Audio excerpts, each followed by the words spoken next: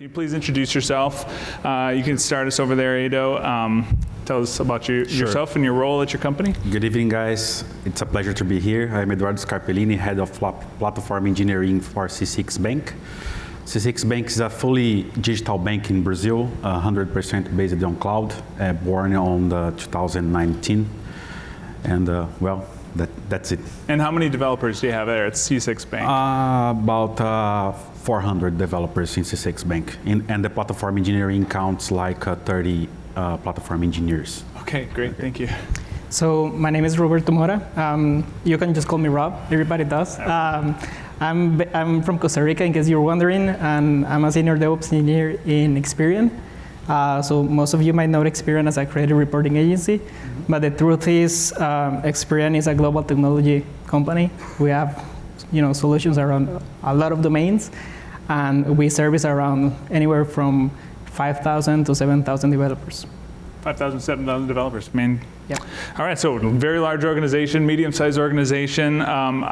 When we talk about platform engineering, it's a hot topic. A lot of companies are seeking to kind of implement this term, platform engineering. However, there's a lot of confusion. What is the difference between platform engineering, DevOps, SRE, maybe even traditional operations? How do you guys define platform engineering in your organization? Go ahead, Rob. Yeah, so platform engineering is all about building a foundation, building the tooling, the services, the infrastructure components that you're gonna use to enable developers to build and deploy faster and enable their productivity, enable self-service. I think that DevOps is a term that is really vague in the sense that it's a set of principles. Then you've got SRE, which tells you how to implement them. But I think that platform engineering truly, tells you how to implement them at scale. All right. Okay, I strongly agree with you, Rob. Starting with DevOps, DevOps is much about the culture, to put the engineers together to solve some problem in an efficient way, like to have developer engineers working as SysOps engineer. SRE, it's a kind of engineer much more focused on reliability. And it's very usual to have the SREs and platform engineers in the same company. That's the case of C6. But platform engineer for me has much more to do with products. You need to understand your developer issues, the pain points. You need to run discovery and treat your internal developers as internal customers. It's very common to talk about the platform engineering, thinking about infrastructure platform, but it could be also job scheduling, messaging, observability, things like that. Okay. Yeah, so platform as a product sounds really important. I like how you put it. You're maintaining a product, and your developers are your customer, the internal customer, right? Yes. So talk to me maybe a little bit of how platform engineering has changed over time. What's kind of the history of how was done originally, and how is this done in modern days? Sure. In C6 platform engineering team, born in the very, very early beginning of the C6, we started with event messaging, observability, and infrastructure platform. But in the very beginning, our platform was a kind of a monolith. All the things were very tied to each other. So all the Terraform code and Ansible was hard-coded built in the platform. And it was very difficult to give flexibility to other engineering to accept collaboration, accept pull requests from them. And it was very hard to hire engineers that knows all the things that we use, all the technology that we put in the platform, like Go language, Neo4j, Terraform, Ansible. And over time, we changed our mind regarding that. And at some time, we decided to stop with that kind of platform, and we start relying much more in building blocks, separated building blocks, like you need to have a CI component, a CD component, observability in another vertical. And, we changed the problems, but nowadays it's much more easy to hire engineers and accept collaboration from everyone in the company. And every engineer could build pipelines using Terraform, Pulumi, Bash, anything like that. Right on. Okay. I think the main evolution in our case is in what you're spending your time in. So initially, as a cloud enablement team, most of what we do is just hosting tools, right? Making sure that you can host the tools and that you can operate the tools and the tools are there. But later, as you start to evolve, you need to start thinking about how these tools fit together. How can you build synergies? How can you automate stuff? How can you coach teams, build documentation, enable self-service? So I think it's just changing mentality, but also changing what you spend your time in. Now, something important as well is that this is in part enabled by using SaaS tools. If you're hosting your own tool and operating your own tool, you need to patch it, you need to upgrade it, you need to make sure that whenever there's a vulnerability, you gotta fix it.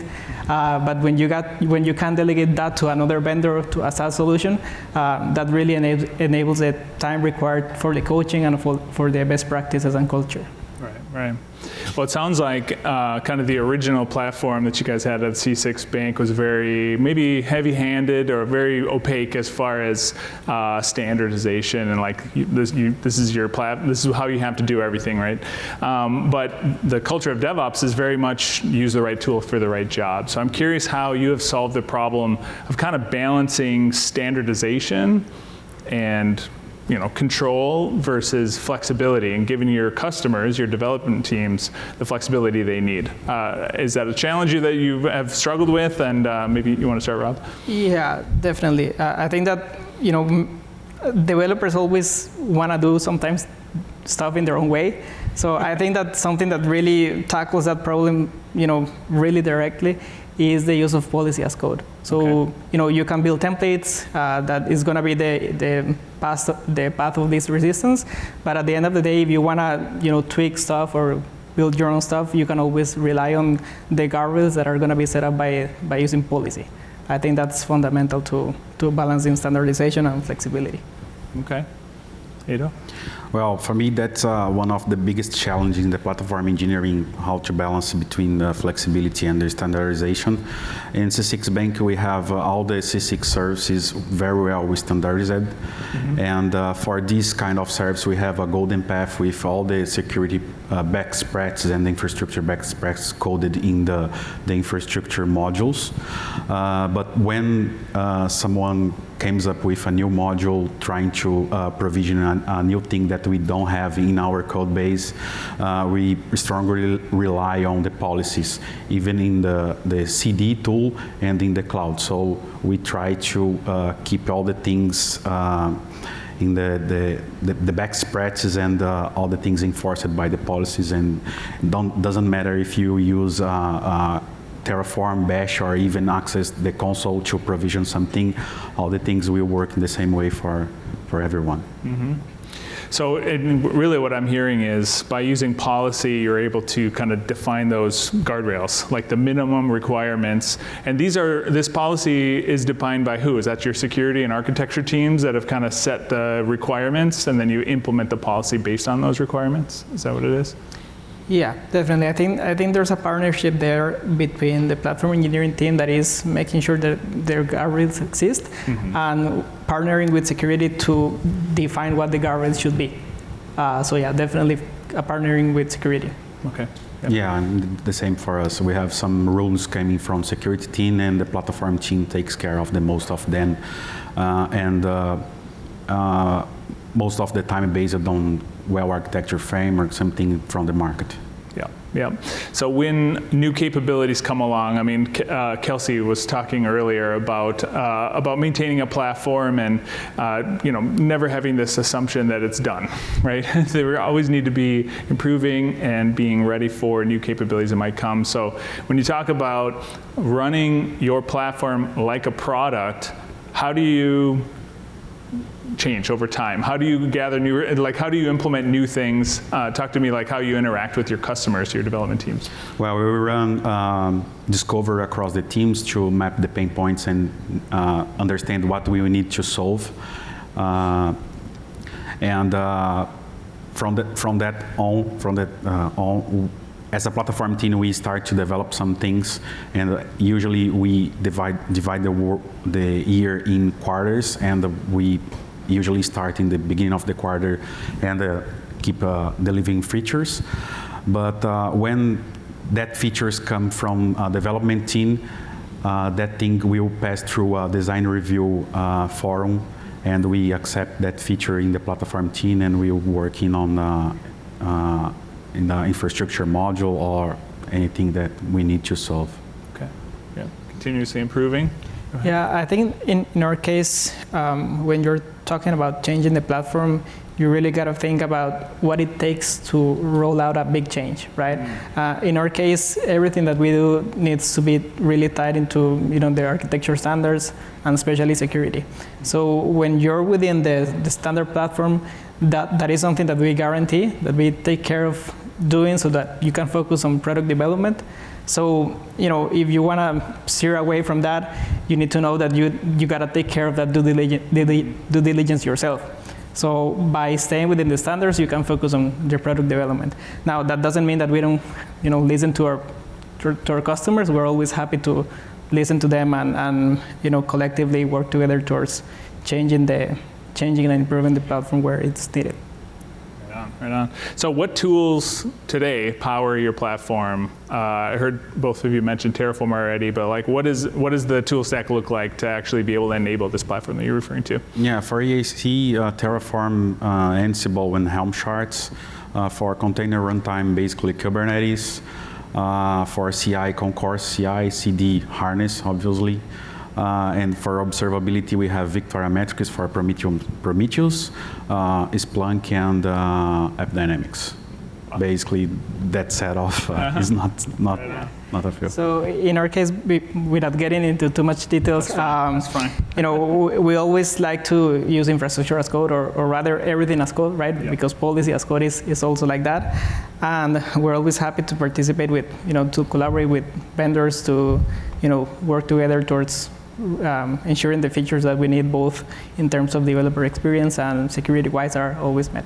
All right. So that demo we just saw was kind of the experience of a developer that needs to provision some new infrastructure, a new VM into cloud, or they want to set up a new service with all the pipelines and everything that needs to be created with it. So can you talk a little bit about, in the platform that you guys build and maintain, what is the experience of a developer? What's the first interaction they have, and how have you kind of tried to make the developer experience greater there? You want to start, Rob? Yeah, so in our case, it's mostly about using the tooling and services that we provide. So if a particular developer is using our tooling, they're already interacting with the platform. We try to automate everything that can be automated, but something important is that we always gotta identify whether, whenever there's a gap, whether that gap should be covered by automating something. And if that's the case, you should, plan and do it. Mm-hmm. Or if that gap is covered by lack of knowledge, that you should probably cover by building documentation, okay. Creating some demos, some videos, coaching. So that's primarily the interaction. Good, okay.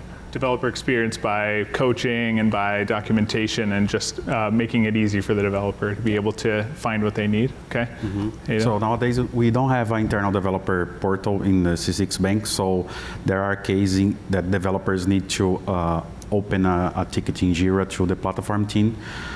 We always try to give it as much flexibility as we can to the developer, but in some cases we cannot do that yet. So the developers need to create a new repository on Git. They will open a ticket in Jira. And for the next year, we are planning to put a IDP in place, because I think that layer will solve this kind of the problem that we have nowadays, because the developer needs to access many tools, many different graphical interface. There is no standard across them, and I believe that the IDP will solve that problem well. Okay, right on. So as a platform team, well, actually, maybe you mentioned, considering adopting an IDP and just kind of a UI and a unified place for all developers to go. And it's not just about provisioning stuff in a platform, right? It's also about having documentation in one place. It's about having dependency mapping and things like that.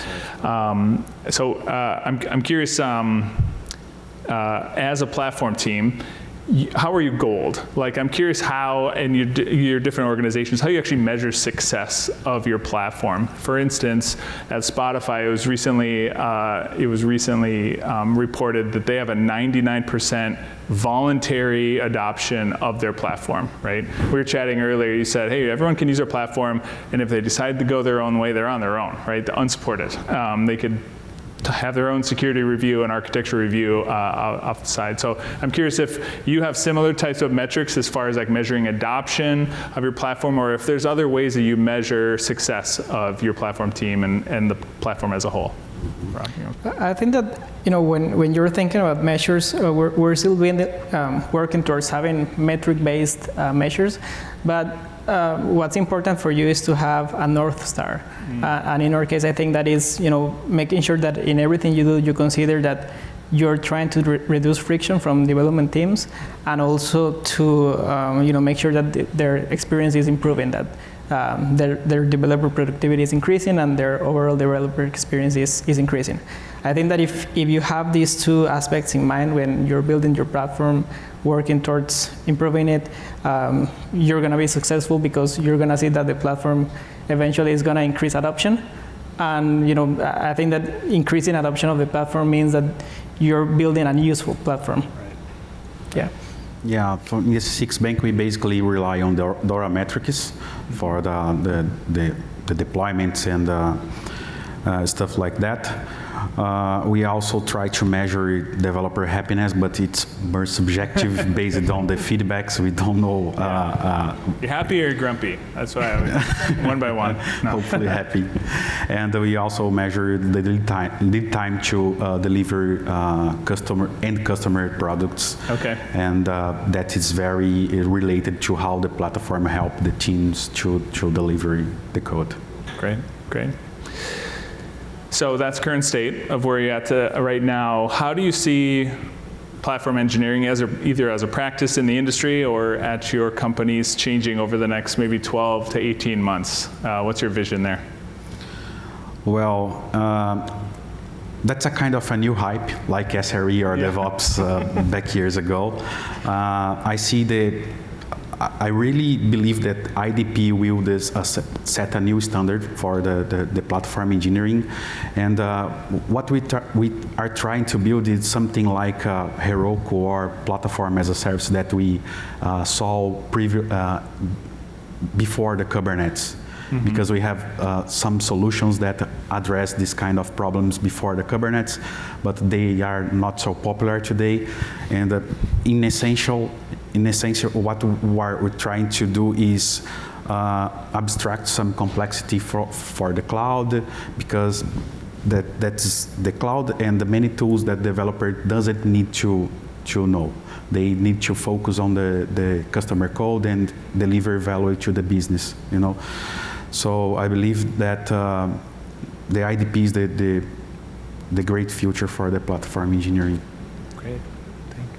So an area where I see potential is in the use of policy as code.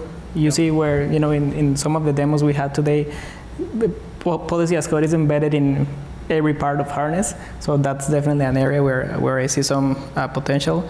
Also within collaboration with different platform teams, an organization as big as ours might have multiple platform teams. Yeah, you guys are giant. Yeah. I suppose is there a lot of other organizations that you're having to interact with today? Or? I mean, even within our organization, within our business unit, there's a couple platform engineering teams. So looking for synergies within these teams and collaborating together, I think has a big compounding effect. And this, I think, ties back to one of the keynotes we have on French restaurants, and how when you're working together, the sum of everything is gonna be bigger than the individuals. Yeah, I was actually thinking when the analogy earlier today of software delivery in a restaurant, I was thinking, first off, who's the dishwasher in this analogy? Haven't really thought about that yet. But then second off, what's the platform, right? Is the platform the ovens and the cooktops, right? Is the things that enable the cooks to do their work? Is kind of where I was thinking it was going. Like we're here to make it easier for the artists that are making the food to create things very quickly. Yeah. Well, great. So a lot of folks here. Maybe I'll just poll the audience. Raise of hand. Which companies currently today have a platform engineering team? Okay. Which companies are considering assembling or adopting platform engineering as a practice? Okay. Right on. So do you have any recommendations for organizations that may be adopting platform engineering as a practice, assembling teams around that? Yeah, the first thing is treat the platform as a product. Yep. Don't think the platform engineering team is smarter than everyone in the company. You really need to understand what kind of problem you need to solve. Mm-hmm. And just to pause you there, like when we say product, you're talking about building a product in an agile perspective, not a waterfall perspective. Don't have right? Is that what you're getting at? Yeah. In agile perspective. Being able to iterate and start small. For sure. Yeah, for sure. Okay. Yeah. Carry on, I cut you off. Yeah, so the platform engineering team is not smarter than everyone in the company, so you need to understand what you need to solve. There are some problems that you know about it, like CI, CD. You don't need to reinvent the wheel, just put that kind of tools in place and understand from your customer what you need to evolve, in what direction you need to walk. And the second tip would be like, don't have only DevOps or SysOps in the platform team. Hire devs, developers. Bring that kind of engineer to your team, because you need to have empathy with the developer team, and they will understand easily what kind of problem you need to solve. In many cases, the developer experience are also related to SDK and libraries, and you need to offer all these kind of things, not only CLI or graphical interface. You need to offer some facilities to the developer team in that way. Yeah, I definitely want to echo Edo's regard on treating the platform as a product. I think that's very important. Also, I think that if you're thinking about building a platform engineering team, you need to be mindful about scope creep, right? I think it's very easy for platform teams to, want to build everything from day one. And I think the number one thing that you must prevent is building a platform that nobody uses. Yeah. If you're doing that, you're dead in the water, right? So again, build it as a product, build it step by step, and also make sure that you have security embedded from the beginning. Work with other teams that are your stakeholders. Not only telling them about your plans, but truly partnering with them. Making sure your roadmaps are aligned. I think that's essential. And what about having leadership on board? Definitely. Having leadership, and especially senior leadership on board, is something that is very useful in certain initiatives. There's a lot of cases in which developers want to drive something, such as using infrastructure as code more. But sometimes it's harder for them to get buy-in from leadership. So these initiatives start to grow from different places. There's no alignment whatsoever, and that at the end of the day creates a lot of noise. Mm-hmm. Mm-hmm. Yeah. All right. Well, I guess in summary, we've heard loud and clear.